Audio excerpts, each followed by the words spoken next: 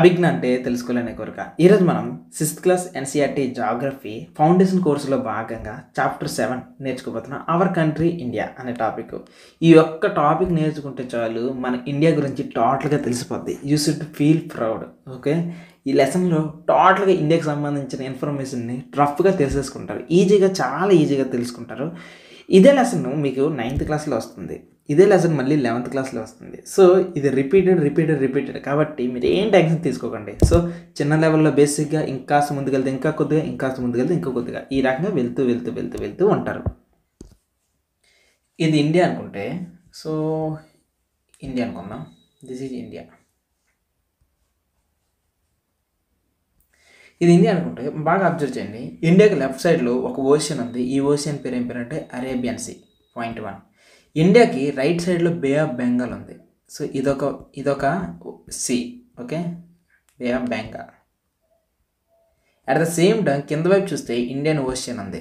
So ఇలా ఈ మూడు వైపులకు కూడాను సముద్రాలతో నిండి ఉంది మన దేశము. ఓకే, 3 sides వాటర్ ఉండి ఒక సైడ్ మాత్రమే ల్యాండ్ ఉంటే దాన్నే ఏమంటారు మనం చెప్పే ముందు లెసన్లో పెనిన్సులా అంటారు. సో దీన్ని ఇప్పుడు ఏమంటారంటే ఇండియా అనేది ఒక peninsula. So India is a peninsula. Peninsula అంటే ఏంటి? 3 sides వాటర్ ఉండి ఒకవైపు మాత్రమే ల్యాండ్ ఉంటే దాన్ని పెనిన్సులా అంటారు.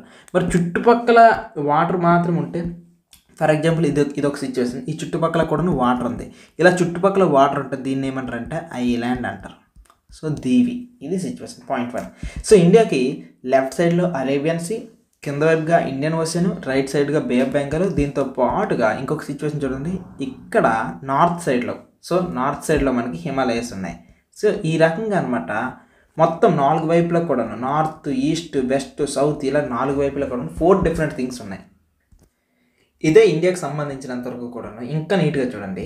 ఈ పైన కాశ్మీర్ ఉంటుంది. సో ఈ పైన కాశ్మీర్, కింద మనకుండే ఏరియా పేరు ఏం పేరు తెలుసా? కన్యాకుమారి. ఈ కాశ్మీర్ నుండి ఈ కన్యాకుమారి వరకు డిస్టెన్స్ ఎంత చెప్పండి? సో కాశ్మీర్ నుండి కన్యాకుమారి వరకు ఇండియాకి సంబంధించిన డిస్టెన్స్ 3200 కిలోమీటర్స్. 3200 కిలోమీటర్స్ డిస్టెన్స్ ఉంది. అట్ ద సేమ్ టైం ఇక్కడ లెఫ్ట్ సైడ్లో చూసుకున్నట్లయితే ఇక్కడ గుజరాత్లో కచ్ అనే ప్లేస్ ఉంటుంది. గుజరాత్లో కచ్. అండ్ ఇక్కడ రైట్ సైడ్లో చూసుకున్నట్లయితే అరుణాచల్ ప్రదేశ్ దగ్గర, అరుణాచల్ ప్రదేశ్ ఏపీ అని రాస్తాను. మీకు ఇంకా ఎగ్జాక్ట్గా ఊరు పేరు కూడా కావాలి అని అనుకుంటే కిబీతు అంటారు.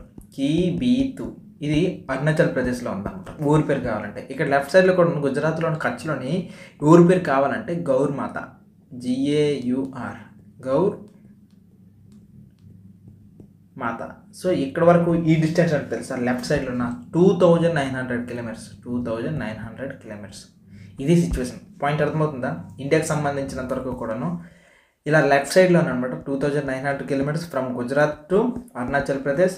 అండ్ పై వైపు చూసుకున్నట్లయితే 3200 kilometers from Kashmir to Kanyakumari. ఇది ఇండియాకి సంబంధించినంత వరకు కూడా. నెక్స్ట్ ఇండియాకి సంబంధించిన ఏరియా కూడా కావాలి కదా. ఏరియా అంటే ఈ మిడ్లో పార్ట్ ఏదైతే ఉందో ఇదంతా కూడా ఏరియా. ఇండియాకి సంబంధించిన ఏరియా ఎంత తెలుసా? 3.28 మిలియన్ స్క్వేర్ కిలోమీటర్స్.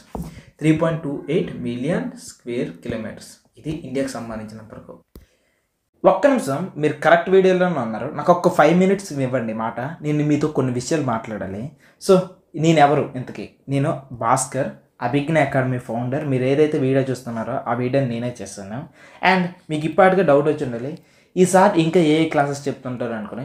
ఆబ్వియస్లీ చెప్పేస్తా. నా సర్వీసెస్ అన్నీ కూడా మీకు చెప్పేస్తాను. యాక్చువల్లీ మీరు ఇప్పుడు వింటుంది ఒక డెమో క్లాసు. ఈ క్లాసెస్ నచ్చితే మీరు మిగిలిన క్లాసెస్ కూడా తీసుకొని రావచ్చు. సో మీకు ఇవే క్లాసెస్ ఎన్సీఈఆర్టీ ఫౌండేషన్ అనే టైటిల్తో నేను హిస్టరీలో నుండి క్లాసెస్ ఉన్నాయి, politics classes, geography and economy, ఇలా 6th class to 10th class వరకు కూడా టోటల్ ఎన్సీఈఆర్టీ ఫౌండేషన్ అంతా ఉంది. సో కాకపోతే ఇది పెయిడ్ క్లాసెస్. యాక్చువల్లీ ఇది 4999 రూపీస్. సో ఇన్ కేస్ మీకు ఇంట్రెస్ట్ ఉంటే ఈ క్లాసెస్ తీసుకొని రావచ్చు. సో ఈ క్లాసెస్లో మీకు ఈ సబ్జెక్ట్స్ కవర్ అవుతాయి. వీటితో పాటుగా ఇంకొక థింగ్ ఏంటంటే డౌట్ సాల్వింగ్ అనేది చాలామంది చేయలేకపోతున్నారు. ఎందుకంటే మీకు ఎక్కడ అర్థం కావట్లేదు తెలియదు కదా. నేను డౌట్ సాల్వింగ్ మెయిన్ చెప్తాను. అండ్ ఇంకా వీక్లీ లైవ్ సెషన్స్ కొన్ని ఉంటాయి. ఈ లైవ్ సెషన్స్, లైవ్ కాలింగ్స్ కొన్ని ఉంటాయి. సో వీటిలో మీకు ఏమేమి డౌట్స్ ఉంటే వాటిని సాల్వ్ చేసుకోవడం జరిగిపోద్ది. సో ఇక్కడ ఒక మాటలో చెప్పాలంటే మీరు క్లాసెస్ తీసుకోవడం మాత్రమే కాదు, మీరు నాతో మాట్లాడచ్చు, మీ డౌట్స్ని కూడా సాల్వ్ చేస్తూ ఉంటాను. ఓకేనా? సో ఈ రకంగా ఇది ఎన్సీఈఆర్టీ ఫౌండేషన్ గురించి. ఇంతటితో అయిపోయిందేమో అని అనుకుంటున్నారేమో. కాదు, నేను ఇంకా వేరే క్లాసెస్ కూడా చెప్తా. Advanced topics for all competitive exams. UPSC వాళ్ళైతే ఎస్పెషల్లీ వీటిని హ్యాపీగా కళ్ళకి ఎత్తుకొని తీసుకోవచ్చు. యూపీఎస్సీ కానీ గ్రూప్ 1 కానీ వేరే కాంపిటేటివ్ ఎగ్జామ్స్కి. నేను కాంపిటేటివ్కి కాన్సెప్ట్ వైజ్గా చెప్తాను. So geography, economy, polity, history ఏవైతే ఈ కోర్ సబ్జెక్ట్స్ ఉంటాయి, ఈ కోర్ సబ్జెక్ట్స్ని బ్రహ్మాండంగా చెప్తాను. ఈ క్లాసెస్ అన్నీ కూడాను మన అభిజ్ఞ అకాడమీ యాప్లో ఉంటాయి. ఇంత మాత్రమే కాదు, చిన్న సబ్జెక్ట్స్ అని ఫీల్ అవుతున్న మీరు వీటిలో నుండి ఎక్కువ మార్క్స్ వస్తాయి. టు బి ఫ్రాంక్, ఎవరైతే ఈ సబ్జెక్ట్స్ని బాగా కవర్ చేస్తారో వాడికి ఎక్స్ట్రా మార్క్స్ వస్తాయి. ఎందుకంటే అందరూ కూడా ఈ సబ్జెక్ట్స్ కవర్ చేస్తారు, కానీ ఈ సబ్జెక్ట్ని కవర్ చేయడం ఒక ఆర్ట్ నేను చేశాను. So disaster management, environment and science and technology ఇలాంటి ఈ 3 బ్యూటిఫుల్ క్లాసెస్ మీకు హైగా స్కోరింగ్ పెంచేలాగా నేను చెప్తాను. మెయిన్గా కాన్సెప్ట్తో పాటు స్కోరింగ్ చెప్తాను అండ్ డౌట్ సాల్వింగ్ కూడా బ్రహ్మాండంగా ఉంటుంది. ఈ సబ్జెక్ట్స్ కూడా నేను చెప్తూ ఉంటాను. ఇది కూడా మీకు అభిజ్ఞ అకాడమీ యాప్లో ఉంటాయి. దీంతో పాటుగా ఆన్సర్ రైటింగ్ చాలామంది ఇబ్బంది ఫీల్ అయిపోతూ ఉంటారు. అసలు టెన్షన్ ఏం పడకండి. ఆన్సర్ రైటింగ్కి కొన్ని ఫ్రేమ్ వర్క్స్ ఉంటాయి. మీకు ఆ విషయం తెలుసా? ఒక న్యూస్ రిపోర్టర్గా నేను బోల్డ్ సార్లు న్యూస్ రాస్తూ ఉంటాను, ఎస్ఏ రైటింగ్స్ రాస్తూ ఉంటాను అండ్ బోల్డ్ కాంపిటీషన్స్ పార్టిసిపేట్ చేస్తుంటాను. మీకు విషయం తెలుసా? నేను పార్టిసిపేట్ చేసిన ప్రతి దాంట్లో కూడా నాకంటూ ఏదో ఒక ప్రైజ్ ఉంటుంది. ఫస్ట్, సెకండ్, థర్డ్ ఏదైనా ఉండొచ్చు. సో దీనికంటూ కొన్ని టెక్నిక్స్ ఉంటాయి. ఆ టెక్నిక్స్ మీద రాస్తే యూపీఎస్సీ ఎగ్జామినర్ కూడాను మీరు మెప్పించవచ్చు అనమాట. సో అలాంటి కొన్ని ఆన్సర్ రైటింగ్స్ టెక్నిక్స్ ఉంటాయి. వాటి జస్ట్ ఆ టెక్నిక్స్ తగ్గట్టుగా మీరు రాసేస్తే చాలు, మీకు మార్క్స్ వద్దన్నా సరే పడిపోతాయి అనమాట. సో నేను చెప్పేది ఏంటంటే, మీకు 100 మార్క్స్ రావాలనుకుంటే 100కి 80 మార్క్స్ తెప్పించేంత కెపబిలిటీ ఈ ఆన్సర్ రైటింగ్ సిచ్యువేషన్కి ఉంది అనమాట. సో ఈ వెపన్లో మీరు వాడుకోవచ్చు. మిగిలిన 20 మార్క్స్ ఉంది చూసారా, అది మీ టాలెంట్ ఉపయోగపడుతుంది. సో మీకు 80 వరకు మీరు ఎక్కించడానికి నేను హెల్ప్ చేస్తాను. మీరు ఓన్గా ట్రై చేస్తే మీరు మహా అయితే 40 వరకు రీచ్ అవ్వచ్చు. ఆల్రెడీ నా ఎక్స్పీరియన్స్, నా టాలెంట్ అంతా యూజ్ చేసుకుంటే మీరు 80 వరకు రీచ్ అయిపోతారు. సో మీకు హెల్ప్ అవుతుంది. దీంతోపాటుగా యూపీఎస్సీని అచీవ్ చేయాలంటే డెఫినెట్లీ ఏ కాంపిటేటివ్ ఎగ్జామ్స్కి అయినా అచీవ్ చేయాలంటే previous year questions analysis compulsory. అది కూడా మనకి ఇక్కడ ఉంటాయి. సో ఎవరికైతే ఈ క్లాసెస్ కావాలి అని అనుకుంటే హ్యాపీగా తీసుకోవచ్చు. సో ఒక్క మాటలో ఇప్పటి వరకు జరిగినంత అనాలిసిస్ చెప్పాలనుకుంటే, NCERT foundation from 6th class to 10th class ఎవరికైనా కావాలంటే మీరు ఎన్సీఆర్టీ ఫౌండేషన్ అనే టైటిల్తో అభిజ్ఞ అకాడమీ యాప్లో క్లాసెస్ తీసుకోవచ్చు. లేదు ఇప్పటి వరకు చెప్పిన క్లాసెస్ అన్నింటిని కూడా ఇండివిజువల్గా తీసుకోవాలనుకుంటే మీకు ఇక్కడ ఇండివిజువల్ ప్రైసెస్ ఉన్నాయి. సో యాప్లో ఇండివిజువల్గా మీరు ఆ ప్రైసెస్ తీసుకోవచ్చు. లేదు సార్ నాకు ఇండివిజువల్గా వద్దు, మొత్తం కలిపి ఏమైనా తీసుకుంటే ఏమైనా ఆఫర్ ఉంటుందంటే ఎస్, ఆబ్వియస్లీ యూపీఎస్సీ బండిల్ అనే పేరుతో ఉంటుంది. సో ఈ బండిల్ ప్రైస్ అంతే 13,999. సో ఈ ప్రైస్కి మొత్తం మీకు యూపీఎస్సీలో ఉన్న ప్రతి సబ్జెక్ట్ కూడా మీకు వచ్చేస్తుంది. ఇంకొక బ్యూటిఫుల్ థింగ్ ఏంటంటే, నా మూడ్ బాగుంటే మీకు ఎన్సీఆర్టీ ఫౌండేషన్ కూడా ఫ్రీగా ఇచ్చేస్తాను వీటితో పాటుగా, ఓకేనా? అండ్ మీకు ఈ యూపీఎస్సీ బండిల్ తీసుకున్న వాళ్ళకి ఇంకొక ఏంటిదంటే, ఈ వెపన్స్ ఉన్నాయి కదా, answer writing plus PYQ analysis, అది కూడా ఇచ్చేస్తాను. ఎవరికి కేవలం యూపీఎస్సీ బండిల్ తీసుకున్న వాళ్ళకి NCERTs, PYQs, next answer writing, ఈ 3 బండిల్స్ ఉంటాయి.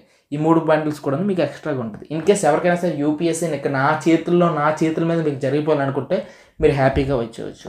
సో మీ టైం నేను ఎక్కువ తీసుకోలేదు, చాలా ఉపయోగకరమైన మాటలు చెప్పాను.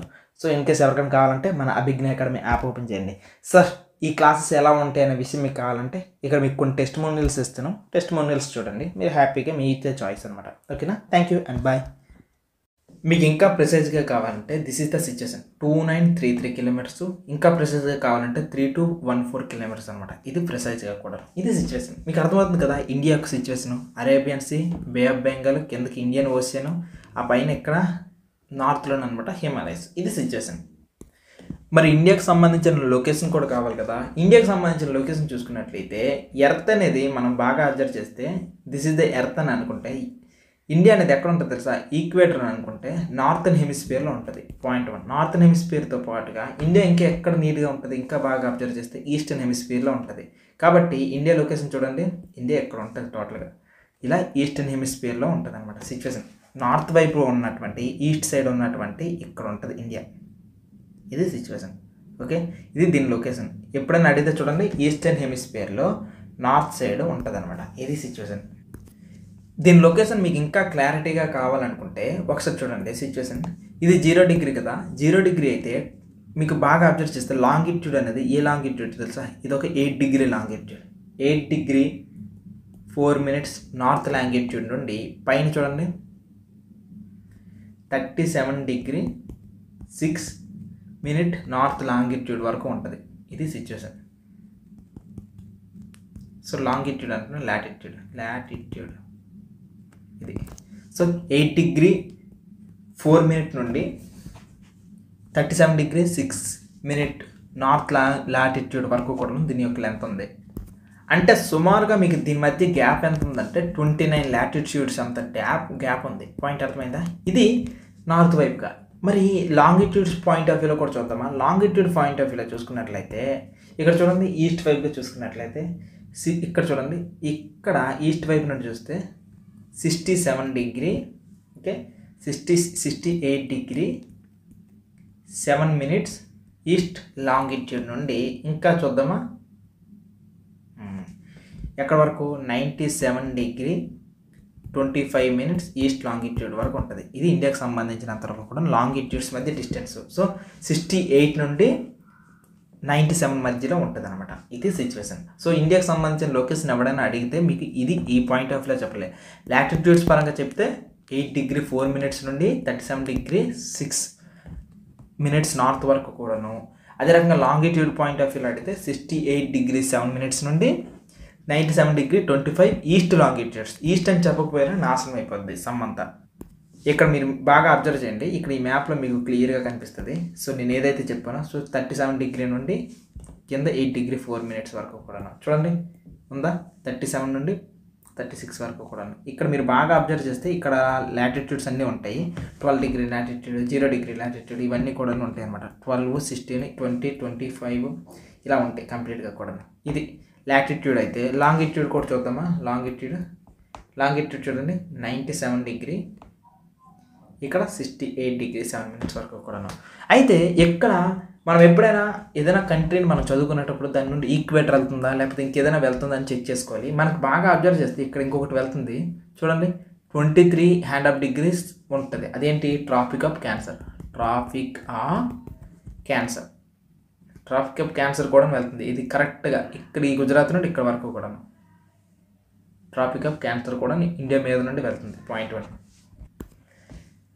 ప్రతి కంట్రీకి కూడాను టైముని సూచించడానికి ఒక లాంగిట్యూడ్ని వాడుకుంటాం కదా. మన ఇండియాకి టైం సూచించడానికి మనం యూజ్ చేసుకున్న లాంగిట్యూడ్ ఏంటంటే ఇదిగో 82.30 east longitude. Okay, 82 degree 82.5 east లాంగిట్యూడ్ని మనం టైంకి వాడుకుంటాం. సో ఈ టైం అంతా ఎలా చేయాలి, ఏంటి చేయాలి అనేది మీకు ముందే చెప్పేసాను. పాయింట్ అర్థమవుతుంది కదా? దిస్ ఈజ్ ద టైం అనమాట. దీన్ని యూజ్ చేసుకొని మనం టైం అంతటిని కూడా బాగా చెప్తాం. సో ఇండియాకి సంబంధించినవన్నీ కూడా నీట్గా మరొకసారి నీట్గా డ్రా చేసుకుంటే బాగా అబ్జర్వ్ చేస్తే, సో ఇది ట్రాపిక్ ఆఫ్ క్యాన్సర్. ఓకేనా? అదే రకంగా టైంకి సంబంధించి యూజ్ చేసుకోవడానికి 82.5 డిగ్రీ లాంగిట్యూడ్ ఈస్ట్ లాంగిట్యూడ్ని మనం టైంకి వాడుకుంటాం. ఇది సిచ్యువేషన్.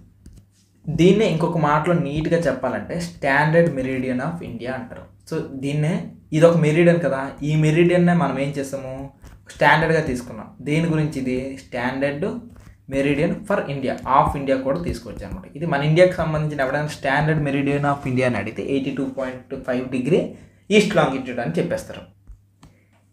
ఇండియాకి సంబంధించినంత వరకు లొకేషన్స్ చూసారు కాబట్టి మన చుట్టుపక్కల ఏ కంట్రీస్ ఉన్నాయి కూడా తెలుసుకోవాలి కదా. సో ఒకసారి చూద్దామా ఏ కంట్రీస్ ఉన్నాయి. నెంబర్ 1 చూడండి, మనకి ఎప్పుడు కూడాను మన ఇష్టమైన మన బ్రదర్ పాకిస్తాన్ ఉన్నాడు. ఓకే, సో అది ఎందుకు సార్ బ్రదర్ అన్నారంటే, ఒకప్పుడు ఇండియా పాకిస్తాన్ మనమంతా కలిసే ఉండేవాళ్ళం. సో వాళ్ళు మన నుండి విడిపోయారు. For example this is Andhra Pradesh అనుకుంటే, ఇది తెలంగాణ అనుకుంటే, తెలంగాణ ఆంధ్రప్రదేశ్ ఎవరు బ్రదర్సే కదా. ఒకరికొకరు ఇప్పుడు విడిపోయారు, వాళ్ళు సపరేట్గా ఉంటామని. ఇక్కడ కూడా సేమ్ పాకిస్తాన్ కూడా సపరేట్గా మన నుండే విడిపోయింది. దాని తర్వాత మన నుండి విడిపోయిన వాళ్ళు ఇంకొకరు ఎవరంటే Bangladesh. This is the Bangladesh country. ఇది కూడా మన నుండి విడిపోయింది. పాయింట్ అర్థమవుతుందా? సో ఇది బంగ్లాదేశ్ ఒకవైపుగా, కలర్ ఏదో హైలైట్ అవుతుంది. ఇక్కడ ఈ బంగ్లాదేశ్, ఇక్కడ ఈ పాకిస్తాన్, రెండు మన పక్కనే ఉంటాయి. ఓకే, దీని తర్వాత ఇంకా మనకి ఏ కంట్రీస్ ఉన్నాయి చెక్ చేద్దామా బాగా. ఇక్కడ నేపాల్ ఉంటుంది, తర్వాత భూటాన్ ఉంటుంది. ఓకే, నేపాల్, భూటాను, ఆ పక్కన మనకి చైనా ఉంటుంది. అదే రకంగా ఆఫ్ఘనిస్తాన్ మన ఇండియాకి అయితే టచ్ అవ్వదు. ఒక మాటలో చెప్పాలంటే అది ఎలా టచ్ అవ్వదు, ఇండియాకి సంబంధించిన మనం ప్రజెంట్ రూలింగ్లో ఉన్నటువంటి బౌండరీస్ పరంగా చూస్తే ఇండియాకి టచ్ అవ్వదు. కానీ ఈ పాకిస్తాన్ దీన్ని పీఓకే అంటారు. ఈ పీఓకే ప్రకారంగా అయితే ఇండియాకి టచ్ అవుతుంది ఆఫ్ఘనిస్తాన్. ఓకే, సిచ్యువేషన్ ఇది. సో మరొకసారి చెప్తాను చూడండి, ఇండియాకి సంబంధించి ప్రజెంట్ రూలింగ్లో ఉన్నప్పుడు అయితే ఇదిగో ఇంతవరకు మాత్రం మనం యూజ్ చేస్తున్నాం కాశ్మీర్ని. కానీ ఈ మిగిలిన పార్ట్ అంతటిని పాకిస్తాన్ వాళ్ళు ఆక్యుపై చేసేటప్పుడు మనం చెప్తాం పీఓకే, పాకిస్తాన్ ఆక్యుపైడ్ కాశ్మీర్. ఆ పార్టీకి సంబంధించి అయితే ఆఫ్ఘనిస్తాన్ మనకు డైరెక్ట్గా ఇక్కడ టచ్ అవుతున్నట్టే ఆ రకంగా చూస్తే. అదే ఒరిజినల్గా చూసుకున్నట్లయితే మనం ఇప్పుడు వరకు ఇక్కడ వరకు కదా రూలింగ్ ఉంది, ఈ రూలింగ్ నుండి ఇక్కడ వరకే ఇదంతా మన ఇండియాకి ఎందుకు వస్తుంది. ఈ రకంగా అయితే మనకు పాకిస్తాన్ అయితే టచ్ అవుతుంది కానీ ఆఫ్ఘనిస్తాన్ టచ్ అవుతుంది. So what ever it may be, మీరు చిన్నపిల్లలు కాబట్టి ఇక్కడ ఆఫ్ఘనిస్తాన్కి ఇండియాకి టచ్ అవుతున్నట్టుగా ఫీల్ అవుతూ ఉంటే ఓకే. సో ఇప్పుడు ఏ కంట్రీస్ చెప్పండి చూడండి, ఆఫ్ఘనిస్తాన్, పాకిస్తాన్, చైనా, నేపాల్, భూటాన్, బంగ్లాదేశ్. ఆ పక్కన చూడండి, ఈ పక్కన మనకు ఇంకొక కంట్రీ వచ్చింది మయన్మార్. సో ఇది మయన్మార్ అనమాట. మరొకసారి చూద్దామా ఇండియాకి సంబంధించిన నైబరింగ్ కంట్రీస్ ఏమేమి ఉన్నాయి. స్టార్టింగ్ నుండి చూద్దాం. ఆఫ్ఘనిస్తాను, పాకిస్తాను, ఇక్కడ చైనా, ఇక్కడ నేపాల్, ఇక్కడ భూటాను, ఇక్కడ బంగ్లాదేశ్, ఇక్కడ మ్యాన్మార్. ఇవన్నీ కూడా ల్యాండ్తో మనకి కాంటాక్ట్లు ఉన్నాయి. అయితే ల్యాండ్తో కాంటాక్ట్ లేకుండా ఉన్న కొన్ని కంట్రీస్ ఉన్నాయి చూడండి. ఇక్కడ శ్రీలంక ఉందా, శ్రీలంక మనకి ల్యాండ్తో కాంటాక్ట్లో ఉండదు. ఓకే, చిన్న వాటర్ బాడీ మనల్ని వెయిట్ చేస్తుంది. దాని పేరు ఏమని చెప్పాను, Pak straight, PALK, Pak straight. So ఈ వాటర్ బాడీ అనమాట రెండింటిని వెయిట్ చేస్తుంది. ఈ రెండింటి మధ్య ఉన్న వాటర్ బాడీ పేరు పాక్ స్ట్రైట్. పాయింట్ 1. సో వాటర్తో మనకు వాటర్ బౌండరీస్ ఉన్న కంట్రీస్ ఏంటి, ఒకటి శ్రీలంక, ఇంకొకటి మాల్దీవ్స్. ఈ రెండు కూడా మనకు వాటర్ బౌండరీస్ కంట్రీస్ అనమాట. వీటన్నిటిని ఎలా గుర్తుపెట్టుకోవాలి అని అనుకుంటున్నారా, ఒక పని చేద్దాం. MBBS పెయిన్ అని రాసుకోండి, మీకు టోటల్గా గుర్తుంటుంది. చూడండి, M అంటే మాల్దీవ్స్. ఓకే, మాల్దీవ్స్. B అంటే మీకు భూటాను ఉంది, బంగ్లాదేశ్ ఉంది. S అంటే శ్రీలంక, P అంటే పాకిస్తాన్, A అంటే ఆఫ్ఘనిస్తాన్, I అంటే ఇండియా, N అంటే నేపాల్. ఈ రకంగా మీకు MBBS పెయిన్ అనే పేరుతో మీరు నేర్చుకున్నారనుకోండి, చక్కగా M అంటే మాల్దీవ్స్, B అంటే బంగ్లాదేశ్, B అంటే భూటాన్, S అంటే శ్రీలంక, P అంటే పాకిస్తాన్, A అంటే ఆఫ్ఘనిస్తాన్, I అంటే ఇండియా, N అంటే నేపాల్. ఈ రకంగా చుట్టుపక్కల ఉన్న దేశాలన్నీ కూడా మనకు తిరిగిపోతాయి అనమాట. సో ఒకసారి మళ్ళీ నీట్గా చెప్తే, ఒక మాట చెప్పాలంటే, మనకి వాటర్తో బౌండరీస్ ఉన్న కంట్రీస్ ఏంటి, ఒకటి శ్రీలంక, ఇంకొకటి మాల్దీవ్స్. ఈ రెండు కూడా మనకు వాటర్ బౌండరీస్ కంట్రీస్. మిగిలినవన్నీ కూడాను నార్మల్ కంట్రీస్ అనమాట. ఇది సిచ్యువేషన్.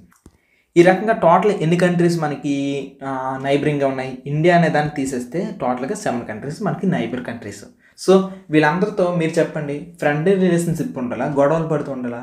మీ ఇంట్లో మీ అమ్మ నాన్నలు గొడవలు పడుతూ ఉంటే ఎలా ఉంటుంది, ఇల్లు ప్రశాంతంగా ఉండదు కదా, మీరు చదువుకోలేరు కదా. సేమ్ మన చుట్టుపక్కల ఉన్న వాళ్ళు కూడాను మనతో గొడవలు పడుతుంటే మనం డెవలప్ అవ్వలేము. కాబట్టి మనం డెవలప్ అవ్వాలి అని అంటే మన పక్కన ఉన్న నైబర్స్ అందరూ కూడా స్ట్రాంగ్గా మారాలి. వాళ్ళందరితో మంచి రిలేషన్స్ ఎస్టాబ్లిష్ చేసుకోవాలి. అలా ఎస్టాబ్లిష్ చేసుకుంటే ఎటువంటి గొడవలు ఏముండవు. అప్పుడు మనమంతా కూడా కలిసి ముందుకు వెళ్ళగలం. మనమంతా కలిసి షేరింగ్ చేసుకుంటూ, సింబియాసిస్ చేసుకుంటూ ముందుకు వెళ్ళగలం. అప్పుడు దేశాన్ని డెవలప్ చేయగలం. కాబట్టి ఫ్యూచర్లో మీలో ఎవరైనా మంచి లీడర్ అవ్వాలని అనుకుంటే మీ యొక్క ఐడియాలజీ అంతా కూడాను ఈ కంట్రీస్ అన్నిటినీ కూడాను ఒకటే మాట మీదకి ఎలా తీసుకొని రావాలి, వీటి మధ్య మంచి నైబర్హుడ్ని ఎలా క్రియేట్ చేయాలి అనే థాట్స్ ఇప్పుడు నుండి పెంచుకోండి. ఓకేనా, అప్పుడు మీరు చాలా గ్రేట్ లీడర్ అవుతారు.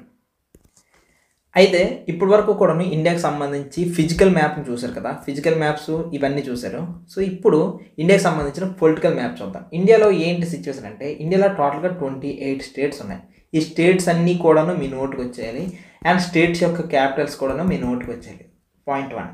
నెక్స్ట్, ఇండియాలో ఇప్పుడు ప్రజెంట్ అయితే 8 యూనియన్ టెరిటరీస్ ఉన్నాయి. యూనియన్ టెరిటరీస్ అంటే ఏంటి సార్ అనుకున్నంటే, ఇక్కడ సింపుల్ అనమాట. యూనియన్ టెరిటరీస్ అంటే గవర్నమెంట్ కొన్నిటిని రూల్ చేయలేదు.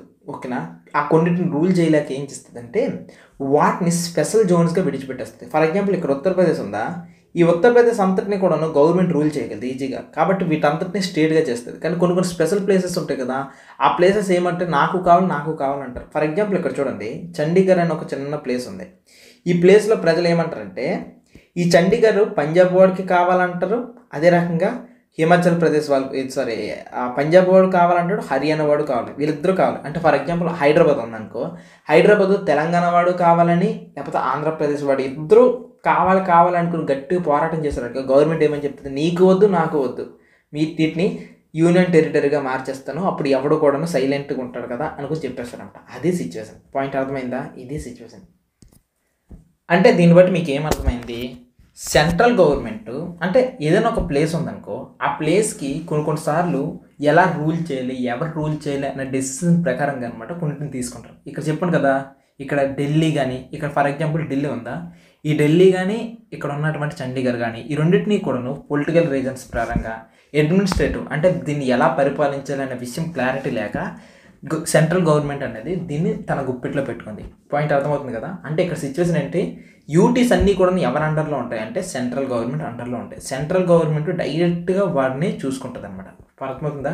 దీనికి ఎవరు ఉంటారంటే లెఫ్టినెంట్ కర్నల్, లెఫ్టినెంట్ జనరల్ ఇలాంటి వాళ్ళందరూ కూడా ఉండేసి గవర్నర్ అనేవాడు ఉండేసి దాన్ని అంతటిని కూడా రూల్ చేస్తూ ఉంటాడు అనమాట. సో పాయింట్ అర్థమైంది కదా, చండీగఢ్, ఢిల్లీ ఎందుకోసము యూనియన్ టెరిటరీస్గా మార్చారని. మెయిన్గా పొలిటికల్ రీజన్స్, అడ్మినిస్ట్రేటివ్ విషయాల ప్రకారం చేశారు. ఇదే రకంగా ఇంకొన్ని ఉన్నాయి. ఫర్ ఎగ్జాంపుల్ ఇక్కడ యానం ధర పుదుచ్చేరి ఉంటుంది. ఓకే, సో ఈ యానం ధర ఈ పుదుచ్చేరి ఉందా, ఈ పుదుచ్చేరి. సో ఈ పుదుచ్చేరి అనుకుని ఇదేంటి సార్ పుదుచ్చేరి అనుకుని 3 పార్ట్లలో పెట్టారు అనుకుని అంటే ఇక్కడ 4 పార్ట్లు ఉంటాయి చూడండి. 1 2 3 4 ఈ 4టిని కలిపి పుదుచ్చేరి అంటారు. సో దీని వెనక బ్యాక్ స్టోరీ ఉందిలేండి. ఓకే, ఇది పోర్చుగీస్ వాళ్ళ కింద ఉంటుంది అనమాట. ఓకే, దీని వెనక పెద్ద స్టోరీ ఉంది, సిచ్యువేషన్. పాయింట్ ఏంటంటే ఇక్కడ ఏరియాలో ఉన్న ప్రజల యొక్క కల్చర్ డిఫరెంట్గా ఉంటుంది. సో వాళ్ళ యొక్క కల్చర్ వాళ్ళు ఏమన్నారంటే మేము వేరే ప్రాంతాల వాళ్ళతో కాలము మా కల్చర్ సపరేట్గా ఉండాలనుకుని మేము సపరేట్గా ఉండాలనుకుంటున్నాం, ప్లీజ్ పర్మిషన్ ఇవ్వండి అంటే గవర్నమెంట్ పర్మిషన్ ఇచ్చింది. సెంట్రల్ గవర్నమెంట్ పర్మిషన్ ఇచ్చి వాళ్ళని ఏం చేశారంటే ఆంధ్రప్రదేశ్లోన, తమిళనాడులోన, కర్ణాటకలోన, కేరళలోన కలపకుండా ఏం చేసింది తెలుసా, వాళ్ళని సపరేట్గా ఒక చిన్న యూనియన్ టెరిటరీగా చేసి సపరేట్ విడిచిపెట్టింది. ఇప్పుడు వీళ్ళందరూ కూడాను ఒక లెఫ్టినెంట్ జనరల్, లెఫ్టినెంట్ కర్నల్ వాళ్ళ అండర్లో ఉండి వాళ్ళ రూలింగ్లో డైరెక్ట్గా సెంట్రల్ గవర్నమెంట్ డైరెక్ట్ రూలింగ్లో వీళ్ళు ఉంటారనమాట. సిచ్యువేషన్ అర్థమవుతుందా? సేమ్ ఇదే మాత్రమే కాదు, ఇక్కడ డామన్ అండ్ డయ్యూ ఉంది కదా, ఇక్కడ డాడ్రా నగర్ హవేలీ కానీ, ఇక్కడ డామన్ అండ్ డయ్యూ కానీ, ఈ రెండు కూడాను సేమ్ ఇవే రీజన్స్ మీద అనమాట. ఇక్కడ కూడా వీళ్ళ యొక్క కల్చర్ డిఫరెంట్గా ఉంటుంది కాబట్టి వీళ్ళ కల్చర్ కాపాడాలి కాబట్టి వీటిని కూడా యూనియన్ టెరిటరీస్గా చేశారనమాట. ఓకే, ఇంకొకటి సిచ్యువేషన్ సార్ ఇప్పుడు వరకు మీరు ఏం చెప్పారంటే అడ్మినిస్ట్రేషన్కి బాగా చేసుకోవడానికి చండీగఢ్ అండ్ ఢిల్లీని ఈ రకంగా చేశారన్నారు. ఓకే, కల్చర్ కాపాడడానికి కూడా యూనియన్ టెరిటరీస్గా చేశారన్నారు. ఓకే, ఇంకేమైనా రీజన్స్ బట్టి చేస్తారంటే ఇంకొక రీజన్ ఏంటంటే ఇక్కడ అండమాన్ అండ్ నికోబార్ ఉందా, ఈ అండమాన్ అండ్ నికోబార్ ఐలాండ్స్ కానీ, ఇక్కడ లక్షద్వీప్స్ ఉన్నాయా, ఈ లక్షద్వీప్స్ రెండు కూడాను మన ఇండియావే. ల్యాండ్ మీద ఉంటేనే ఇండియా కాదు. ఎప్పుడైనా ఇండియా మ్యాప్ వేస్తే ఈ పక్కన అండమాన్ అండ్ నికోబార్, ఈ పక్కన లక్షద్వీప్, ఈ రెండు కూడా వేయడానికి ట్రై చేయండి. ఇవి మనవే, కాకపోతే సముద్రంలో ఉన్నటువంటి మన ఐలాండ్స్ అనమాట. ఇక్కడికి మనం సెక్యూరిటీ రీజన్స్ మీద, అర్థమైందా, సెక్యూరిటీ రీజన్స్ మీద ఒకవేళ ఇక్కడ ఎవరైనా ఆక్యుపై చేస్తే మన ఇండియాకి ప్రమాదం కదా, కాబట్టి వీటిని డైరెక్ట్గా సెంట్రల్ గవర్నమెంట్ వాళ్ళ స్టేట్లో పెట్టుకుంటే బాగుంటుంది. లేకపోతే ఏమవుతుంది, వెస్ట్ బెంగాల్ వాళ్ళు అంటారు మాకు ఇచ్చండి మేము చూసుకుంటామని, లేదంటే ఒడిశా వాళ్ళు అడుగుతారు ఒడిశా మాకు ఇచ్చండి, ఆంధ్రప్రదేశ్ వాళ్ళు అడుగుతారు, తమిళనాడు వాళ్ళు అడుగుతారు, వీళ్ళందరూ అడిగితే ఇచ్చేస్తామా, వీళ్ళందరూ స్టేట్స్కి లేదు కదా. సెంట్రల్ గవర్నమెంట్ వీళ్ళు ఎవరికి ఇవ్వకుండా వీటిని నేషనల్ ఇంపార్టెన్స్ కోసం, స్ట్రాటజిక్ ఇంపార్టెన్స్ కోసం కాపాడుకుంటూ తన అండర్లో పెట్టుకుంటుంది. వీటిని కూడా డైరెక్ట్గా యూటీస్, వీటిని కూడా యూనియన్ టెరిటరీస్ కానీ పెట్టుకున్నారు. ఇట్లా లక్షద్వీప్ కానీ, ఇక్కడ అండమాన్ నికోబార్ కానీ. నెక్స్ట్ ఇంకా కొన్ని ఏరియాస్ ఉంటాయి, లైక్ ఇక్కడ మిజోరాం కానీ, అరుణాచల్ ప్రదేశ్ కానీ, మణిపూర్ కానీ, త్రిపుర కానీ, ఇవన్నీ కూడా ఏంటంటే ఒకప్పుడు యూనియన్ టెరిటరీస్ అనమాట.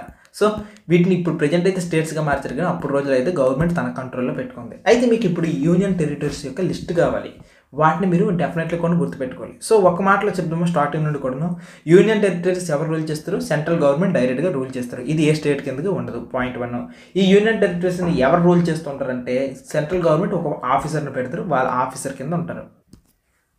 ఎవరు ఆఫీసర్ అంటే లెఫ్టినెంట్ గవర్నర్ ఇలాంటి వాళ్ళు ఉంటారు, లేకపోతే కొన్నిసార్లు చీఫ్ కమిషనర్ కూడా ఉండొచ్చు. ఇలాంటి వాళ్ళు అంటే గవర్నమెంట్ ఎవరైతే పెద్ద పర్సన్ అని అనుకుంటున్నారో వాళ్ళని పెడతారు అనమాట. ఓకే, మరి ఇండియాలో ఏ రీజన్స్ మీద ఏమేమి చేస్తారంటే ఇక్కడ చండీగఢ్ కానీ, ఢిల్లీ కానీ, వీటినైతే రూలింగ్ చేయడానికి మంచిగా ఉండాలి కాబట్టి, పొలిటికల్గా రూలింగ్ చేయడానికి ఒక మంచిగా ఉండాలి కాబట్టి ఈ ఢిల్లీకి, చండీగఢ్కి పెట్టుకున్నారు. అట్ ద సేమ్ టైం ఇక్కడ లక్షద్వీప్ కానీ, అండమాన్ నికోబార్ కానీ, వీటిని సెక్యూరిటీ రీజన్స్ మీద మన అండర్లో పెట్టుకున్నారు. అండ్ దీంతో పాటుగా ఇంకొకటి ఏంటంటే ఇవన్నీ ఉన్నాయి కదా, ఏవైతే నేను యానం కానీ, డాడ్రా నగర్ హవేలీ కానీ, డామన్ అండ్ డయ్యూ కానీ పెట్టాను, వీటన్నిటి కూడా కల్చరల్ రీజన్స్ మీద పెట్టుకున్నారు. సో ఇప్పటి వరకు నేను ఏదైతే చెప్పానో వాటి యొక్క యూనియన్ టెరిటరీస్ లిస్ట్ అంతా చూడండి. పైన లడాక్ ఉంటుంది, ఈ జమ్మూ కాశ్మీర్, ఈ రెండింటిని కూడా రీసెంట్గా మనము యూనియన్ టెరిటరీస్గా మనం మార్చుకున్నాము. ఆ తర్వాత ఢిల్లీ, ఇక్కడ చండీగఢ్, డాడ్రా నగర్ హవేలీ అండ్ డామన్ అండ్ డయ్యూ ఉంది కదా, ఈ రెండు సపరేట్ కాదు, ఈ రెండింటిని ఇప్పుడు ఒకటిగా చేశారు. ఇక్కడ లక్షద్వీప్, పుదుచ్చేరి, అండమాన్ అండ్ నికోబార్. టోటల్గా ఎన్ని ఉన్నాయో ఒకసారి లెక్క పెడతామా, 1 2 3 4 5 6 7 8 ఇలా టోటల్గా 8 యూనియన్ టెరిటరీస్ ఉన్నాయి. వీటన్నిటిని కూడా గుర్తుపెట్టుకోవాల్సిందే. ఇప్పుడు వరకు ఏం నేర్చుకుని వచ్చారు ఒకసారి చూద్దామా. సో ఇప్పుడు వరకు ఏం నేర్చుకుని వచ్చారంటే ఇండియా గురించి ఇండియా లెంత్ ఎంతో చూసారు, ఇండియా యొక్క విడ్త్ ఎంతో చూసారు, ఇండియా యొక్క ఏరియా ఎంతో చూసారు. పాయింట్ 1. ఇండియాకి 4 పక్కల 4 ఏమేమి ఉన్నాయో చూసారు. అరేబియన్ సీ కానీ, బే ఆఫ్ బెంగాల్ కానీ, ఇండియన్ ఓషన్ కానీ, హిమాలయస్ కానీ, ఇది చూసారు. దెన్ నెక్స్ట్ ఇండియాకి ఎగ్జాక్ట్గా దాని యొక్క లొకేషన్ ఎక్కడ ఉంది అనేది చూసారు. నార్థన్ హెమిస్ఫియర్లో ఈస్టర్న్ సైడ్ ఉంటుంది. నెక్స్ట్ వాటి యొక్క లాంగిట్యూడ్స్ లాటిట్యూడ్స్తో సహా మీరు చూసారు. పాయింట్ 1. అండ్ నెక్స్ట్ ఇంకొకటి ఏం చేశారంటే ఇండియా చుట్టుపక్కల ఉన్నటువంటి నైబర్స్ చూసారు, ఇండియాకి సంబంధించినటువంటి స్టేట్స్ ఇప్పుడు చూసారు, అండ్ స్టేట్స్తో పాటు ఇండియాకి సంబంధించినటువంటి యూనియన్ టెరిటరీస్ కూడా చూసారు.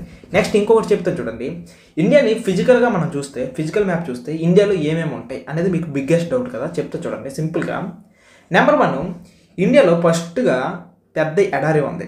సో ఇండియాలో పెద్ద ఎడారి ఉంది. సరే ఇదంతా ఎందుకు చెప్తారంటే మనకి ఏ ప్లేస్లో ఏమేమి ఉన్నాయో కూడా తెలిస్తే బాగుంటుంది కదా. ఇండియాలో కొండలు ఎక్కడ ఉన్నాయి, నదులు ఎక్కడ ఉన్నాయి, ఏవేవి ఎక్కడ ఉన్నాయో తెలిస్తే చాలా బాగుంటుంది కదా. చూడండి, ఇండియాలో ఒక పెద్ద డెసర్ట్ ఉంది, దీన్నే థార్ డెసర్ట్ అంటారు. ఓకేనా, ఇక్కడ పెద్ద డెసర్ట్ ఉంది. ఇది నెంబర్ 1 థింగ్. నెక్స్ట్ ఇంకొకటి చూస్తున్నట్లయితే ఇండియాకి సంబంధించినంత వరకు కూడాను ఇక్కడ ఒక బీచ్ ఉంది, ఇక్కడ ఒక బీచ్ ఉంది. సో బే ఆఫ్ బెంగాల్లో ఒక కోస్టల్ ప్లెయిన్ అంటారు, దీన్ని ఏమంటారు, కోస్టల్ ప్లెయిన్. అండ్ ఇక్కడ వెస్ట్ సైడ్లో చూస్తే అరేబియన్ సీకి సంబంధించి దగ్గర వరకు కూడా ఇక్కడ కోస్టల్ ప్లెయిన్ ఉంది, 2. సో ఫస్ట్ 1 డెసర్ట్ అయితే సెకండ్ 1 ఏంటి, కోస్టల్ ప్లెయిన్స్ ఉన్నాయన్నమాట. ఇటువైపు ఈస్ట్ సైడ్ ఏమో bay of Bengal coastal plain, west side ఏమో ఇక్కడ ఒక కోస్టల్ ప్లెయిన్, 2 అయిపోయా. దీని తర్వాత సిచ్యువేషన్ చూడండి, 3వది. ఇక్కడ పెద్దగా ఇండియాలో ఒక మిడ్లో ఒక పెద్ద రాయి లాంటి ప్లేస్ ఉంది, దీన్నే డెక్కన్ ప్లాట్యూ అంటారు. అసలు ప్లాట్యూ అంటే ఏంటి సార్ అని అంటే చూపిస్తా చూడండి. ఇది ఒక ప్లెయిన్, దీన్ని ఒక ప్లెయిన్ అంటారు. ఇంకా కొద్దిగా ఎత్తు ఉందనుకో ఈ ప్లేస్ని ఏమంటారు అంటే ప్లాట్యూ అంటారు.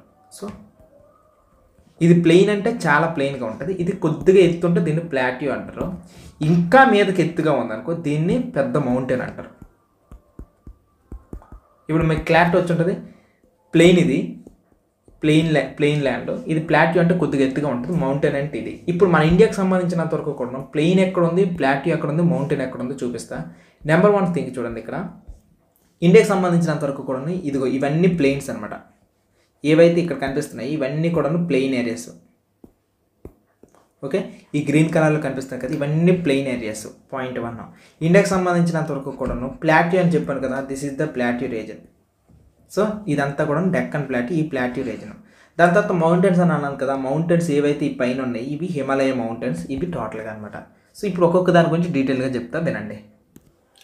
అయితే ఇప్పుడు నాకు ఒక డౌటు, ముందు ప్లెయిన్ గురించి చెప్పాలా, ప్లాట్యూ గురించి చెప్పాలా, మౌంటైన్ గురించి చెప్పాలా? మౌంటైన్స్ చెప్తాను, ఓకేనా. సో ఫస్ట్ ఇక్కడ మౌంటైన్స్ చూసుకుంటే ఇండియాకి సంబంధించినంత వరకు కూడా ఇక్కడ హిమాలయస్ ఉన్నాయి. అబ్బా, హిమాలయస్ అంటే అందరికీ తెలిసిందే కదా, ఎత్తైన పెద్ద కొండలు. సో ఎత్తైన పెద్ద కొండలు ఇక్కడ నుండి మొదలెడితే అరుణాచల్ ప్రదేశ్ వరకు కూడా ఉంటాయి. ఒకసారి చూపిస్తా. హిమాలయస్ చూసారా ఎంత బ్యూటిఫుల్గా ఉన్నాయో, ఒక్కొక్కటి బ్యూటిఫుల్గా ఉంటుంది. 1 2 చూడండి, ఈ హిమాలయస్ మనకి ఇండియాకి నార్త్ సైడ్లో ఉంటాయి ఈ హిమాలయస్. ఓకే, ఒకసారి మ్యాప్లో చూద్దామా హిమాలయస్ ఎలా ఉంటాయో.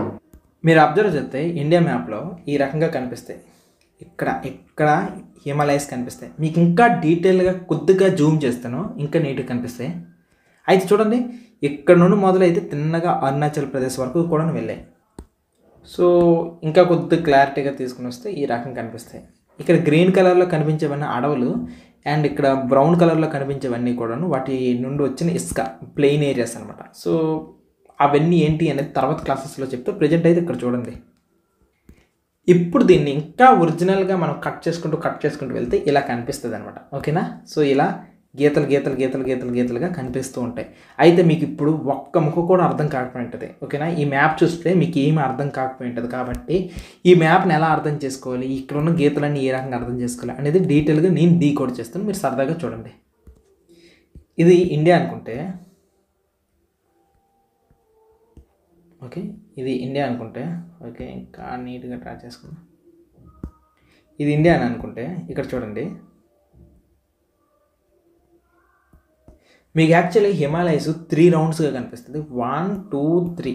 సో ఈ 3 రౌండ్స్ అన్నిటికన్నా ఫస్ట్ రౌండ్లో ఎవరు ఉంటారో తెలుసా, గ్రేటర్ హిమాలయస్. ఇవే చాలా ఎత్తైన హిమాలయస్ అనమాట, దీన్ని గ్రేటర్ హిమాలయస్ అంటారు. మరి దాని పేరు ఏం పేరు అంటే గ్రేటర్ హిమాలయస్ని హిమాద్రి అంటారు. ఓకే, హిమాద్రి అంటారు. దీని తర్వాత నెక్స్ట్ రౌండ్ వీళ్ళు ఎవరంటే ఈ టైప్గా ఉన్నాయి చూసారా, ఈ హిమాలయస్ని ఏమంటారంటే హిమాచల్ అంటారు. హిమాచల్. సో ఇవి మిడిల్ హిమాలయస్ అనమాట, మేజర్గా కూడాను మిడిల్ హిమాలయస్. ఓకే, అంటే రెండింటికి మిడ్లో ఉంటుంది. నెక్స్ట్ వీటి యొక్క హైట్ కూడా పోల్చుకుంటే కొద్దిగా తక్కువ ఉంటుంది అనమాట. గ్రేటర్ హిమాలయస్లోని ఎవరెస్ట్ అనే పీక్ ఉంది. చాలా పెద్ద పెద్ద పొడవైన పీక్స్ అన్నీ కూడా ఇక్కడ ఉంటాయి. ఆ తర్వాత ఇంకా మూడో రౌండ్ వచ్చింది కదా, ఈ థర్డ్ రౌండ్లో చూస్తే ఇవి లెస్సర్ హిమాలయస్ అనమాట. ఓకే, ఈ లెస్సర్ హిమాలయస్ని ఏమంటారంటే శివాలిక్స్ అంటారు. శివుడి పేరుతో వచ్చింది చూసారా, శివాలిక్ అంటారు. సో ఈ రకంగా అనమాట టోటల్ 3 హిమాలయస్. అన్నిటికన్నా పెద్ద హిమాలయస్ గ్రేటర్ హిమాలయస్ అంటారు, వీటిని హిమాద్రి అంటారు. అండ్ దాని తర్వాత మిడిల్లో ఉన్నదాన్ని హిమాచల్ లేదా మిడిల్ హిమాలయస్ అంటారు. అండ్ అన్నిటికన్నా కింద ఉన్నదాన్ని శివాలిక్ అంటారు. ఇది 6th క్లాస్ లెవెల్కి సరిపోద్ది. ఇంకా పెద్ద క్లాస్ లెవెల్కి కావాలి అని అనుకుంటే మీకు ఇంకా కొద్దిగా చిన్న ఇన్ఫర్మేషన్ ఇస్తాను చూడండి. ఇక్కడ హిమాలయాల కన్నా కొద్దిగా ముందుకు వెళ్తే ఒక చిన్న పార్ట్ వరకు ఉంటాయి హిమాలయస్, చిన్నగా. ఇవైతే ఇక్కడ నుండి మొదలుపెట్టి చిన్నగా లాస్ట్ వరకు వెళ్ళిపోయాయి. కానీ ఇక్కడ చిన్న పార్ట్లో కాశ్మీర్లో మాత్రం ఉండేదాన్ని ట్రాన్స్ హిమాలయస్ అంటారు. ట్రాన్స్ హిమాలయస్.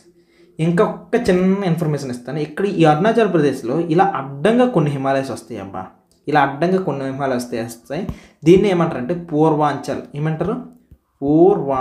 హిమాలయస్ అంటారు. సో ఇక్కడ నుంచి కూడాను ఎవరైతే చిన్నపిల్లలు ఉంటారో మీరు ఆన్సర్ చెప్పాలి అని అనుకుంటే హిమాలయస్ ఎన్ని టైప్స్గా విడగొడతారంటే చిన్నపిల్లలు అయితే 3 టైప్స్గా విడగొడతారు. మీరు ఇంకా పెద్దవాళ్ళు అనుకోండి ఈ పైన ట్రాన్స్ హిమాలయస్ చెప్పండి, ఇక్కడ అరుణాచల్ ప్రదేశ్ నుండి ఈ పూర్తిగా ఈ పార్ట్ అంతా కూడాను పూర్వాంచల్ హిమాలయస్ ఉంటాయి. ఇదే మన ఇండియాకి మయన్మార్కి బార్డర్ అనమాట. ఇది సిచ్యువేషన్. ఇప్పుడు చూడండి ఇమేజ్ మీకు నీట్గా కనిపిస్తుంది. Greater Himalayas, middle Himalayas, Shivalik range. ఓకేనా, క్లారిటీ వచ్చిందా? ఈ పైన చూడండి ఇదిగో ట్రాన్స్ హిమాలయస్, క్లారిటీ వచ్చిందా? దాని తర్వాత ఇటువైపు చూడండి, this is the situation Purvanchal Himalayas అనమాట. ఓకే, మీరు పెద్ద క్లాస్కి అయితే దీన్ని ఇంకా డీటెయిల్గా చెప్తారు, 11th క్లాస్ జాగ్రఫీ వీటిని. సో ఇన్ కేస్ ఎవరైనా సరే ఎన్సీఆర్టీ ఫౌండేషన్ అయిపోయిన తర్వాత నా దగ్గర జాగ్రఫీకి జాయిన్ అయితే మీకు కోచింగ్కి ఏమాత్రం తక్కువ కాకుండా కోచింగ్ లెవెల్లో కంప్లీట్గా చెప్పేస్తాను. ఓకేనా, సో ఇన్ కేస్ కావాలంటే తీసుకోండి ఎన్సీఆర్టీ ఫౌండేషన్ అయిపోయిన తర్వాత. ఓకేనా, సో ఇది సిచ్యువేషన్ టోటల్గా హిమాలయస్. క్లారిటీ వచ్చింది కదా? వన్స్ మౌంటైన్స్ అయిపోయిన తర్వాత నెక్స్ట్ మనకి ఏం కనిపిస్తుంది? ప్లెయిన్ ఏరియాస్ అని చెప్పాను కదా. సో ఇదంతా కూడాను ప్లెయిన్ ఏరియాస్. సో ఈ ప్లెయిన్ ఏరియాస్లో మనకి 3 టైప్స్ ఆఫ్ రివర్స్ ట్రావెల్ చేస్తుంటాయి. ఆ రివర్స్ ఏంటంటే ఇక్కడ ట్రావెల్ చేస్తున్న రివర్స్ ఒకసారి చెప్తాను, మీరు వినండి. నెంబర్ 1 రివర్ ఏంటంటే ఇటుపక్క ఇండస్ అనే రివర్ ట్రావెల్ చేస్తుంది. ఇండస్. So river Indus. మీ క్లాస్లో ఎవరైనా హిందూ అని పేరు ఉందనుకో, హిందూ అనే పేరు, ఆ హిందూ అనే పేరు ఇండస్ నుండి వచ్చిందనమాట. సింధు నది అంటారు తెలుగులో అయితే. ఓకేనా, ఇండస్ రివర్. సో కాన్సెప్ట్ అర్థమైందా? ఇండస్ అనే రివర్. దాని తర్వాత మిడిల్లో గంగా రివర్. సో ఈ గంగా రివర్ అనేది ఒకటి ఉంది, మిడిల్లో గంగా రివర్. ఆ తర్వాత లాస్ట్గా ఈ పార్ట్లో అనమాట అరుణాచల్ ప్రదేశ్ ఈ లెవెల్లో Brahmaputra river. Brahmaputra river. So ఈ ప్లెయిన్ ఏరియాలో అనమాట టోటల్గా ఎన్ని రివర్స్ ఉన్నాయి? ఒకటి ఇండస్ రివర్, ఇంకొకటి గంగా రివర్, ఇంకొకటి బ్రహ్మపుత్ర రివర్. ఈ 3 రివర్స్ కూడాను మట్టి తీసుకుని వస్తుంది అబ్బా. ఈ మట్టి తీసుకొని రావడం వల్ల ఈ ప్లేస్ అంతా కూడాను ప్లెయిన్ ఏరియాస్ మట్టిగా మారిపోయింది అనమాట. నేను ఇంతకుముందే చెప్పాను కదా, ఈ మౌంటైన్స్ ఏవైతే ఉన్నాయో ఈ మౌంటైన్స్ నుండి వచ్చిన మట్టి, చెత్త చెదారము, చిన్నవన్నీ కూడా ఈ ప్లెయిన్ ఏరియాస్ వచ్చేస్తాయి అనమాట. సో ఈ మౌంటైన్స్ నుండి వచ్చిన మట్టి అంతా కూడా ఈ ప్లెయిన్ ఏరియాస్లో మట్టితో కంప్లీట్గా అయిపోద్ది. చూడండి, అన్నిటికన్నా ఎత్తు ఉంటే మౌంటైన్స్, అన్నిటికన్నా డౌన్గా ప్లెయిన్గా ఏరియా ఉంటే ఇది ప్లెయిన్ ఏరియాస్ అనమాట. ఓకేనా, తెలుగులో అయితే మైదానాలు అంటారు. అండ్ కొద్దిగా మౌంటైన్ కంటే కొద్దిగా ఎత్తుగా, ప్లెయిన్ కంటే కొద్దిగా ఎత్తుగా, మౌంటైన్ కంటే కొద్దిగా చిన్నగా ఉన్న ఏరియాని ప్లాట్యూ. ఇప్పుడు ఈ ప్లాట్యూ గురించి తెలుసుకుందాం పదండి. ప్లెయిన్ ఏరియాలో మీకు ఇంతకు ఏ రివర్స్ చెప్పాను కదా, ఇండస్, బ్రహ్మపుత్ర, గంగా, బ్రహ్మపుత్ర, ఇలా 3 రివర్స్ మన ఇండియాకి సంబంధించిన ప్లెయిన్ ఏరియాస్లో ఉన్నాయి. నెక్స్ట్ ఇక్కడ మట్టి సూపర్గా ఉంటుంది. ఈ మట్టి వల్ల ఆ ప్లేస్లో చాలా ఎక్కువ మంది పంటలు, అగ్రికల్చర్ బాగా చేస్తూ ఉంటారు. నెక్స్ట్ ప్లాట్యూ గురించి చూద్దాం. మనకున్న ఈ ప్లాట్యూకి ఒక పేరు పెట్టుకున్నాము. ఈ ప్లాట్యూ పేరు ఏం పేరు అంటే Deccan plateau, DECCAN, Deccan plateau. So ఈ డెక్కన్ ప్లాట్యూ అనేది చాలా హార్డ్ రాక్. ఇది ఈ ప్లాట్యూ అనేది చాలా రఫ్గా ఉంటుంది టు బి ఫ్రాంక్గా చెప్పాలంటే. ఇప్పుడు ఈ ప్లాట్యూలో ఏమేమి ఉంటాయి అంతా చూపిస్తా చూడండి. ఈ ప్లాట్యూలో నెంబర్ 1 థింగ్ ఏంటంటే ఇక్కడ కూడాను కొన్ని మౌంటైన్స్ ఉన్నాయి. ఈ మౌంటైన్స్ పేర్లు ఏం పేరు తెలుసా? వింధ్య. సో ఇక్కడ ఉన్న మౌంటైన్ రేంజ్ పేరు. మౌంటైన్కి రేంజ్కి తేడా ఏంటంటే మౌంటైన్ అంటే సింగిల్గా ఉంటుంది, రేంజ్ అంటే మౌంటైన్స్ ఇలాగా ఒక వరుసగా ఉంటే దీన్ని రేంజ్ అంటారు. సో ఇక్కడ ఈ మౌంటైన్స్ రేంజ్ చూడండి, వింధ్య. ఇక్కడ ఉన్నటువంటిది వింధ్య. ఆ కిందే సాత్పురా అనుకుని రేంజ్ ఉంది. సో రెండు కూడా మౌంటైన్స్ అనమాట. ఒకటి వింధ్యా మౌంటైన్స్, ఇంకొకటి సాత్పురా. ఈ రెండు కూడా మౌంటైన్స్ ఈ డెక్కన్ ప్లాట్యూలో ఉన్నాయి. సార్ ఈ రెండు టైప్స్ ఆఫ్ మౌంటైన్ రేంజెస్ మాత్రం ఉన్నాయంటే బోల్డ్ ఉన్నాయి. ప్రజెంట్ ఈ రెండు చెప్తున్నా. ఇంకా కొన్ని హిల్స్ ఉన్నాయి, మహాదేవో హిల్స్ అనుకుని ఇక్కడ కూడా కొన్ని హిల్స్ ఉన్నాయి అనమాట. ఓకేనా. సో పాయింట్స్ పేరు చెప్తామా. వింధ్యా, సాత్పురా. ఒకప్పుడు నార్త్ సైడ్ నుండి సౌత్ సైడ్ ఎవరైనా రావాలంటే ప్రాబ్లం అయిపోయింది. ఎందుకు చెప్పండి, వీడు నార్త్ నుండి సౌత్కి రావాలంటే డెఫినెట్లీ కూడాను ఈ కొండలు దాటుకొని రావాలి. అండ్ ఇక్కడ కొన్ని రివర్స్ వెళ్తుంటాయి అబ్బా, ఈ రివర్స్ని కూడా దాటుకుంటూ వెళ్ళాలి. ఇవన్నీ వస్తేనే వాడు గ్రేట్. ఫర్ ఎగ్జాంపుల్ ఏమేమి రివర్స్ ఉన్నాయి సార్ అనుకునంటే, వెస్ట్ వైపుకి వెళ్ళే కొన్ని రివర్స్ చెప్తాను చూడండి. ఇక్కడ ఉందా, ఇక్కడ నర్మదా అనుకుని ఒక రివర్ వెళ్తుంటుంది. ఓకే, ఇక్కడ ఈ మధ్యలో అనమాట నర్మదా. తర్వాత ఇక్కడ చూడండి, ఇక్కడ ఈ నర్మదా ఉందా, ఈ నర్మదా అనేది వింధ్యాకి సాత్పురాకి మిడిల్లో నుండి వెళ్తుంది. చాలా ఇంపార్టెంట్. ఎందుకు ఇక్కడ ఈ పాయింట్ మరొకసారి నేను మామూలుగా అయితే ఇలా సరదాగా గీసెస్ వేసుకోవచ్చు, కానీ ఎప్పుడైతే మౌంటైన్స్ రెండు ఉన్నాయో ఈ మౌంటైన్స్ వింధ్యా సాత్పురా పేరు మెన్షన్ చేస్తే ఆ మిడ్లో నుండి నర్మదా అనే రివర్ అరేబియన్ సీ వైపు వెళ్తుంది. పాయింట్ 1. నెక్స్ట్ ఇక్కడ ఈ మహాదేవ్ హిల్స్కి సాత్పురాకి మధ్యలోన తపతి అనే రివర్ వెళ్తుంది. తాపి కూడా అనొచ్చు. ఈ రెండు కూడా వెస్ట్ వైపు వెళ్తాయి. ఎందుకు ఎంత డీటెయిల్గా చెప్పాల్సి వచ్చిందంటే వెస్ట్కి వెళ్ళే రివర్స్ చాలా తక్కువ ఉంటాయి. ఓకేనా. పాయింట్ 1 అర్థమైంది కదా. నెక్స్ట్ ఇక్కడ ఒడిస్సాలోనే అనమాట మహానది అనుకుని ఒక రివర్ వెళ్తుంటుంది. మహానది. ఓకే, మహానది. ఆ తర్వాత గోదావరి అనుకుని ఒక రివర్ ఇక్కడ ఒకటి వెళ్తుంది, గోదావరి. ఆ తర్వాత కృష్ణ అనుకుని ఇంకొక రివర్ వెళ్తుంది. ఆ తర్వాత కావేరి అనుకుని రివర్. ఇక్కడ మీరు బాగా అబ్జర్వ్ చేస్తే ఇక్కడ ఈ మహానది కానీ, ఈ గోదావరి కానీ, కృష్ణ కానీ, వీటన్నిటిని దాటుకొని ఎవడైనా ఇన్ని నదులు దాటుకొని ఇన్ని కొండలు దాటుకొని ఎవడన్నా రాగలడా, అంత సాహసం చేయగలడా? అందుకే సిచ్యువేషన్ ఆ రోజుల్లో అనమాట నార్త్ సైడ్ నుండి సౌత్ సైడ్కి ఎవడు రాడు. మనకి సౌత్ ఇండియాకి నార్త్ ఇండియాకి కనెక్షన్స్ అనేవి ఆ రోజు చాలా తక్కువ ఉండే సిచ్యువేషన్. సో అదే సిచ్యువేషన్. అయితే ఇప్పటి వరకు మీరు ఏం అబ్జర్వ్ చేసుకున్నారు, డెక్కన్ ప్లాట్యూ గురించి చూసారు. డెక్కన్ ప్లాట్యూలో అనేక రకాల మౌంటైన్స్ ఉన్నాయి, అనేక రకాల రివర్స్ కూడా ఉన్నాయి. ఏమేమి రివర్స్ ఉన్నాయి, మహానది, దాని తర్వాత గోదావరి, కృష్ణ, ఇక్కడ కావేరి అనే రివర్ అనమాట ఉంటుంది. సో ఇవి కావేరి అనే రివర్స్. అండ్ ఇక్కడ వెస్ట్ వైపుగా వెళ్ళే రివర్స్ చూడండి, నర్మదా, తాపి, ఈ రివర్స్ కూడా వెస్ట్ సైడ్ వెళ్ళాయి. కొన్ని మౌంటైన్స్ చెప్పాను కదా, వింధ్యా, సాత్పురా లాంటి మౌంటైన్స్ ఉన్నాయి. ఇవి డెక్కన్ ప్లాట్యూకి సంబంధించినంత వరకు కూడాను. అయితే ఇంత మాత్రమే సార్ ఇన్ఫర్మేషన్ అంటే ఇది చాలా తక్కువ, ఆవగింజ అంత చెప్పాను. ఇదే దాన్ని 11th క్లాస్ జాగ్రఫీస్, అదే జాగ్రఫీ కోచింగ్లో అయితే బీభత్సంగా చెప్పేస్తాను. సో ఇక్కడికైతే ఇది సరిపోతాయి ప్రజెంట్. ఓకేనా. ఇన్ కేస్ ఎవరికైనా జాగ్రఫీ కోచింగ్ తీసుకోవాలి అని అనుకుంటే అది కూడా యూపీఎస్సీ పాయింట్ ఆఫ్ వ్యూ ఏవేవైతే ప్రీవియస్ ఇయర్ క్వశ్చన్స్ స్ట్రెస్ చేసి అడుగుతారు ఆ టాపిక్స్తో సహా కలిపి చెప్పాలంటే మన అభిజ్ఞ అకాడమీ యాప్లో ఉంటాయి క్లాసెస్ అన్నీ కూడా. ఇంత మాత్రమే కాదు, ఇంకొక సిచ్యువేషన్ చూడండి. మీరు బాగా అబ్జర్వ్ చేస్తే ఇక్కడ ఒక పెద్ద మౌంటైన్ రేంజ్ కనిపిస్తుంది చూసారా. వీటిని ఏమంటారంటే వెస్ట్ సైడ్ ఉన్నాయి కాబట్టి వీటిని వెస్టర్న్ ఘాట్స్ అంటారు. పాయింట్ అర్థమవుతుందా. ఒక పెద్ద కంటిన్యూస్గా ఒక పెద్ద మౌంటైన్స్ కనిపిస్తుంది, దీన్ని వెస్టర్న్ ఘాట్స్ అంటారు. ఓకే, ఇది సిచ్యువేషన్. అయితే ఈస్ట్ సైడ్ కూడా ఏమైనా కొండలు ఉన్నాయి వేస్తారంటే ఈస్ట్ సైడ్ కూడా ఉన్నాయి చూడండి, ఈస్టర్న్ ఘాట్స్ అంటారు వీటిని, ఈస్టర్న్ ఘాట్స్.